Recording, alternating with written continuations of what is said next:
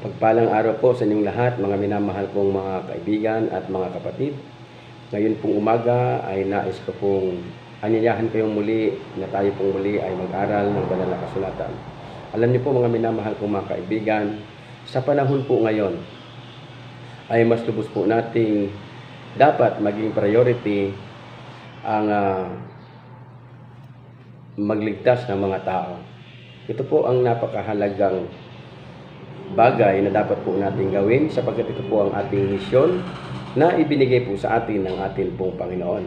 Di po ba't sabi ng ating Panginoon sa kanya pong mga alagad bago po siya umalis sa Mateo 28:19 hanggang 20, Go therefore and make disciples of all nations, baptizing them in the name of the Father and of the Son and of the Holy Spirit, and teaching them to obey everything I have commanded you.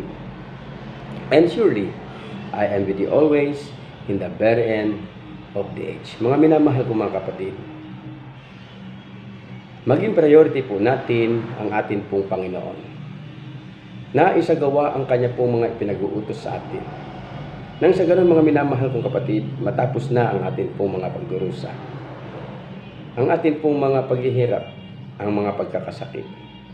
Dito po sa sanlibutan ito, mga minamahal kong kapatid, ay batid po natin na ito po ay temporary lang. Hindi na po magkakaroon ng kapayapaan, ng magandang pamumuhay ang mga tao sa lupang ito. Sapagkat ito pong sanglibutan, ayon po mga minamahal kong kapatid, sa banal na kasulatan ay susunugin. Ito po mga minamahal kong kapatid ay sisirain. Mawawasak itong sanglibutan ito. Kaya nga ang ating Panginoon Diyos ay naghanda po ng dakong kalalagyan upang ang sinuman na sasampalataya sa Kanya at susunod sa Kanya pong mga utos, mga minamahal kong mga kaibigan at mga kapatid, muli po siyang babalik upang dalhin doon sa Kanya pong inihandang tahanan, na kung saan wala ng kasiraan, wala ng pagluha, wala ng pagkakasakit, na tulad nito na dumarako sa buong sanlibutan. Maraming nagugutom at nangamamatay. Kawawa naman mga minamahal kong kapatid ang mga tao. Kaya nais po ng Diyos, mga minamahal kong kapatid, na tayo po ay matutong sumunod sa Kanya upang magkamit po tayo ng buhay na walang hanggan. Mga minamahal kong kapatid, maging priority po natin ang ating pong Panginoon. Huwag po ang mga kayamanan. Sapagkat sa katotohanan, mga minamahal kong kapatid, tayo po ay pagyayamanin din ng ating pong Panginoon kung tayo po ay magiging tapat na katiwala niya sa lupang ito, samantalang tayo po ay naghihintay sa Kanya. Ayon po sa aklat ng Kawikaan chapter 10, verse 22, mga minamahal kong mga kaibigan at kapatid, pagyayamanin po tayo ng Panginoon. Ngunit mahirap po na magpayaman ng biglaan, sapagkat maaari po tayong makagawa ng mga kasamaan, mag-isip ng mga masama upang tayo po ay magsiyaman. Nais ng Diyos na tayo po ay maging tapat na katiwala niya at tayo mga minamahal kapatid, pangako ng Diyos hindi po tayo pababayaan at tayo rin po ay pagyayamanin ayon po sa aklat ng Kawikaan chapter 10 verse 22. Mga minamahal kong mga kaibigan at mga kapatid, kung tayo po ay magiging priority po natin ang ating pong Panginoong Diyos, magiging tapat po tayo sa Kanya, ayon po sa aklat ng Kawikaan chapter 3, verse 9 and 10, pupunan po ang ating mga pangangailangan. Kung tayo po mga minamahal kong kapatid ay magiging tapat, hindi po tayo talaga pababayaan ng ating Panginoon. E po, isa pa ho, sa Malakias chapter 3, verse 11, ipinangako po ito ng Diyos na poproteksyonan po ang ating mga kabuhayan. Kaya hindi po ipapahintulot ng Diyos na tayo po ay bumagsak po ang ating mga negosyo or anumang ating pong pinagkukunan upang tayo po ay mabuhay, sapagkat tayo po ay pinoproteksyonan ng ating Panginoon Diyos ang ating pong mga kabuhayan, sapagkat mga minamahal kapatid, nakita sa atin na tayo po ay kanyang mabubuting mga anak. At sa aklat po ng mga awit chapter 91 verse 14, pati ang ating pong buhay ay iingatan. Ating pong basahin mga minamahal kong kapatid sa banal na kasulatan sa aklat po ng mga awit chapter 91 verse 14, Ang talata po ay 11 and chapter 91 verse 11 and 14. Tingnan po natin. Sapagkat siya ay magbibilin sa kanyang mga anghel tungkol sa iyo, upang sa lahat ng iyong mga lakad ay ingatan ka. Nakita po natin mga minamahal kong kapatid na ang Diyos ay magbibilin sa kanya pong mga anghel upang sa lahat po ng ating mga lakad tayo po ay iingatan. Ganun po tayo kamahal ng ating Panginoon. At ang sabi sa verse 14, sapagkat siya ay kumapit sa akin na may pag-ibig, ililigtas ko siya, iingatan ko siya sapagkat ang aking pangalan ay nalalaman niya. Kung kilala po natin mga minamahal kong kapatid, ang ating Panginoon Diyos, ang ating Panginoong Jesus, ang sabi, iingatan ko siya sapagkat ang aking pangalan ay nalalaman niya. Paano po ba natin malalaman, mga minamahal kong kapatid, o makikilala ang ating Panginoon?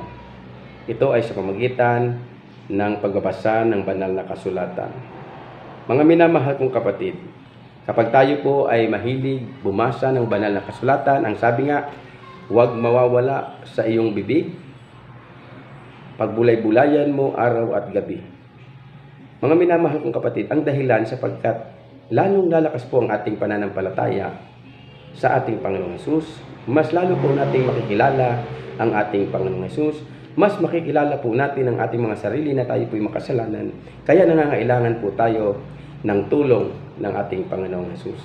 Ayon po sa Roma 10:17, ang pananampalataya mga minamahal kong mga kapatid ay lumalakas sa pamamagitan ng salita ng Diyos. Kaya nga ang sabi sa Roma 10:17, ang pananampalataya ay nakukuha sa pakikinig. At ang pakikinig ay sa pamamagitan ng salita ng ating Panginoong Hesukristo.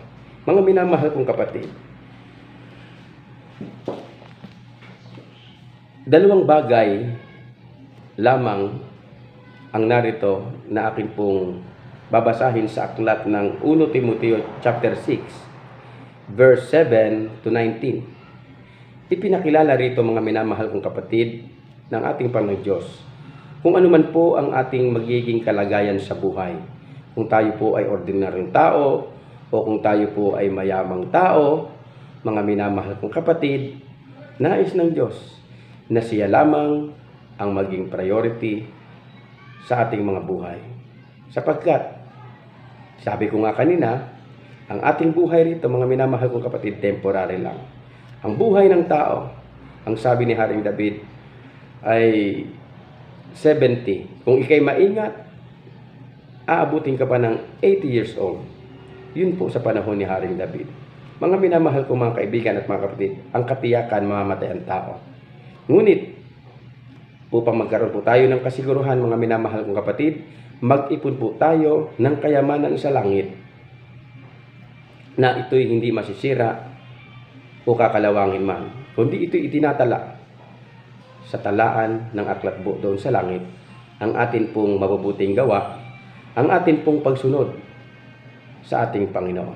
Mga minamahal ko mga kaibigan at mga kapatid, ayon po sa aklat ng 1 Timoteo chapter 6 verse 7 ay ganito, sapagkat wala tayong dinalang anuman sa sanlibutan ito at wala rin naman tayong mailalabas na anuman. Wala po tayong dinalang anuman sa sanlibutan ito. Nang tayo ipanganak, mga minamahal kong kapatid, hubad tayo.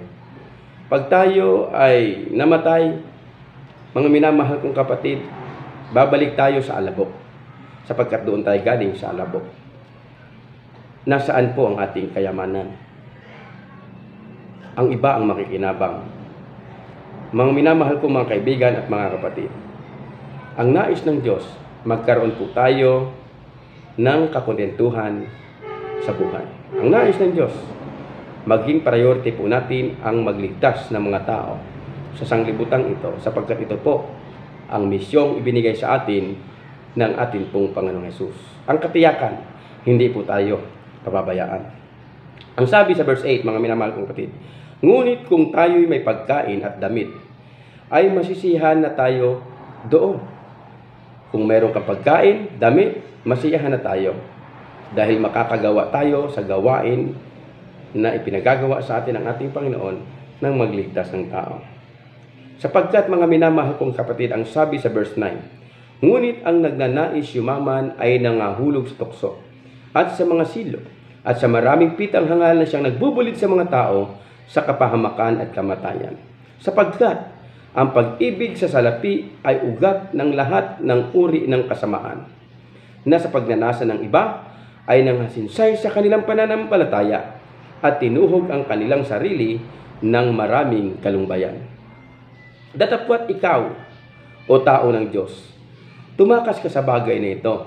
Sumunod ka sa katwiran, sa kabanalan, sa pag-ibig, sa kaamuan, sa pagtitiis, sa pakikipagbaka, makipagbaka ka ng mabuting pakikipagbaka ng pananampalataya. Manangan ka sa buhay na walang hanggan na dito'y tinawag ka. Mga minamahal kong mga kaibigan at mga kapatid, nalaman po natin ang katotohanan na mayroong buhay na walang hanggan. Dito po tayo tinawag. Alam po natin mga minamahal kong kapatid na mayroong langit na inihanda ang Diyos para sa mga maliligtas. Ano po ang dapat nating gawin? Ang sabi, manahan ka sa buhay na walang hanggan na dito'y tinawag ka. Dito po tayo tinawag upang magkamit po tayo ng buhay na walang hanggan, mga minamahal kong mga kapatid. Ang sabi, sapagkat ang pag-ibig sa salapi ay ugat ng lahat ng uri ng kasamaan, mga minamahal kong kapatid. Dahil po sa pagnanasa ng iba, gustong yumaman, magkaroon ng maraming kayamanan, ang gagawin po nila ay mandaraya, magsisinungaling, mag-iimbot ng mga bagay na hindi kanila, nang sila yumaman. Subalit mga minamahal kong kapatid, tatandaan po natin, ang nagmamay-ari ng langit, ng lupa, at ng lahat ng naninirahan dito sa sanlibutang ito ay ang Diyos. Alam ng Diyos, mga minamahal kong kapatid, ang buhay po ng bawat isa sa atin. Kaya po tayong pagyamanin ng Diyos, mga minamahal kong kapatid, anumang oras. Ngunit, mayroon pong inihanda ang Diyos ng isang tunay na kayamanan, isang kayamanang hindi nasisira magpakailanman. Ito po yung tahanang o yung kayamanang kanya pong inihanda para sa mga maliligtas. Doon sa bagong langit at bagong lupa. Lantay ng ginto, ang pintuan po ay perlas. Ang daaraanan ay ginto. Alam po natin yung mga minamahal kong kapatid, at bukod po doon, mayroon pong gantimpala na buhay na walang hanggan. Ano po mga minamahal kong kapatid, gaano po kasarap. Ngayon, ang sabi, makipaglaban ka ng mabuting pakikipaglaban ng pananampalataya. Panghawakan mo ang buhay na walang hanggan na dito'y tinawag ka, at ipahayag sa harapan ng mga maraming saksi. Sa harap ng Diyos na nagbigay ng buhay sa lahat ng mga bagay, at ni Kristo Jesus na nagpatotoo ng mabuting pagpapahayag sa harapan ni Poncio Pilato, inaatasan kita. Mga kapatid, tayong lahat ay inaatasan ng ating Panginoon. Na ang wika sa verse 14, na ingatan mong walang dungis at walang kapintasan ng utos hanggang sa pagpapakita ng ating Panginoong Hesukristo. Nais ng Diyos na kapag siya'y dumating, masumpungan po tayong tapat. Nais ng Diyos na sa Kanya pong pagdating, mga minamahal kong kapatid, tayo'y naging masunurin na sa Kanya. Kaya ngayon pa lang mga minamahal kong kapatid, tulungan po natin ang ating mga sarili na maging priority po natin ang atin pong Panginoon. Maging priority po natin sa buhay ang magligtas ng tao. Sapagkat ang lahat ng narito, mga minamahal kong kapatid sa libutan, ay mawawala ng kabuluhan, sapagkat ang sabi ko nga kanina, sabi po ng banal na kasulatan sa aklat ng Revelation, sisirain po ang sanlibutang ito. Mga minamahal kong kapatid, kaya ang advice po sa atin, kung tayo po ay marami namang kayamanan at tayo po ay masagana, bakit po hindi natin samantalahin ang panahon, samantalang tayo po ay nabubuhay pa, upang tayo maging masaya sa gawain ng pagliligtas ng tao. Ang ibig ko pong sabihin, mga minamahal kong kaibigan at mga kapatid, bakit hindi po natin gamitin sa gawain ng Panginoon. Kung sa ganon, mga minamahal kapatid, ang mabuting gawa po na atin pong gagawin, lalo pat tayo po'y makikisangkot sa pagliligtas ng tao, hindi po ito isasawalang halaga ng ating Panginoon.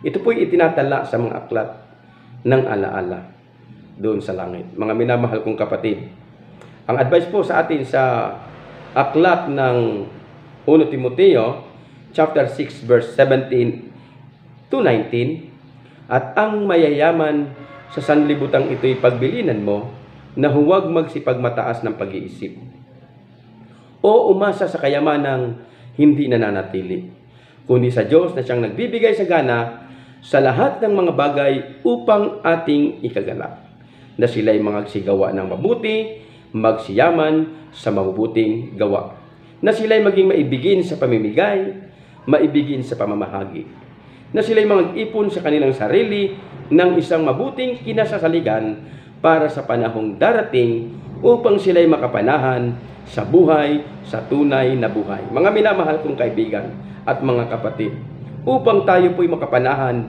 doon sa buhay na walang hanggan, sa inihandang tahanan ng ating Panginoong Diyos, isang tahanang walang kasiraan, walang kapintasan, puro kasaganaan at pawang kaligayahan ang ating pong mararanasan. Isa pa, higit sa lahat, makakasama natin ang ating Panginoong Jesus magpakailanman, sapagkat tayo ay gaya rin niya, mga minamahal kong kapatid, na mayroong buhay na walang hanggan. Mga kapatid kong minamahal, ang advice po sa atin, sa gayoy, huwag tayo pong magtipon ng mga kayamanang nasisira, kundi mag-ipon po tayo ng mga kayamanang mananatili. Ito po ang mga mabubuting gawa na dapat po nating gawin habang tayo po ay naghihintay sa malapit ng pagdating ng ating Panginoon. Kaya muli kong ulitin, mga minamahal kong mga kaibigan at mga kapatid, ang mayayaman sa sanlibutan ito'y pagbilinan mo na huwag magsipagmataas ng pag-iisip, na ang sabihin nila, aba, hindi ko na kailangan ang Kristo sapagkat ako'y mayaman na. Hindi ko na kailangan ang mga ngaral sapagkat marunong na ako't matalino na. Mga minamahal ko mga kaibigan, ang mayayaman sa sanlibutan ito'y pagbilinan mo na huwag magsipagmataas ng pag-iisip o umasa sa mga kayamanang hindi nananatili, kundi sa Diyos na siyang nagbibigay sa gana sa lahat ng mga bagay upang ating ikaganap, na sila'y magsigawa ng mabuti, magsiyaman sa mabubuting gawa, na sila'y maging maibigin sa pamamigay, maibigin sa pamamahagi. Mga minamahal kong kapatid, ito po ang dapat makita ng ating Panginoon Diyos at utos ng ating Panginoon Diyos, na ang mayayamang ito ay gamitin nila ang kanilang mga kayamanan sa pagtulong sa pamimigay, at ang inyong kayamanan, mga minamahal kong kapatid, ay magkakaroon ng kabuluhan at mas lalo kayong pagkapalain ng Panginoon, sapagkat ang wika ng Panginoon, mga minamahal kong kapatid, sa Malakias chapter 3 verse 11, poproteksyonan po ang inyong mga kabuhayan. Mga minamahal kong kapatid, ang sabi nga ng ating Panginoon Diyos, subukin ninyo ako ngayon, kundi ko buksan ang pintuan ng langit at ibuhos ko sa inyo ang mga pagkapalang walang silid na kalalagyan. Mas lalo po tayong pagpapalain pala ng Panginoon, mga minamahal kong kapatid, kung tayo samantalang tayo naghihintay sa lupang ito, ay masumpungan po niya tayong nagtatapat sa Kanya. Isa pa sa mga katangian ng nagtatapat at naghihintay sa Panginoon ay hindi po lumulubay sa gawain na ibinigay po sa Kanya, ang magligtas ng tao.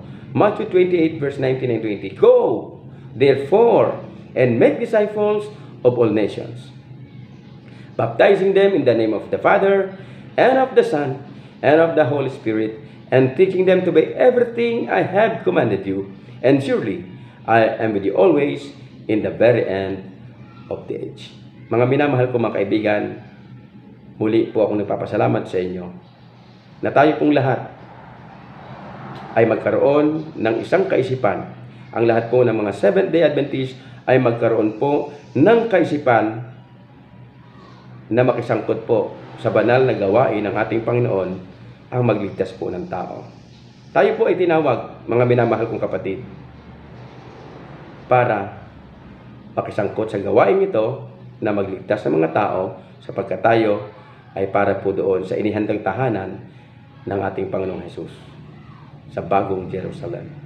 Pagpalain po tayo ng Panginoon. Magandang umaga po sa inyong lahat. Ito pong muli si Brother Ricky ay nag-aanyaya sa inyo na inyo pong suportahan ang video ito sa pamamagitan ng like and subscribe upang maabot po natin ang buong sanlibutan. Marami pong salamat. Pagpalain po tayo ng ating Panginoon. Ito po ang aking dalangin sa pangalan ng ating Panginoong Hesus. Amen.